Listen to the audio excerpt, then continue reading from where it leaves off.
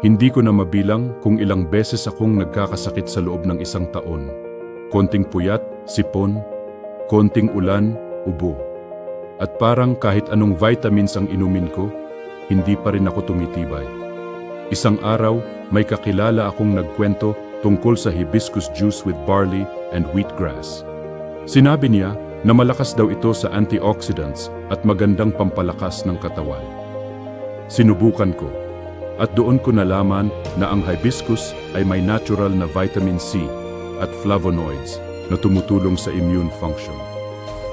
Ang wheatgrass naman, may taglay na chlorophyll na tumutulong linisin ang dugo at palakasin ang depensa ng katawan. Mula noon, naging routine ko na siya. Hindi na ako madaling dapuan ng sakit. Mas alerto na ako sa trabaho at mas kampante ako kahit maulan o mainit ang panahon.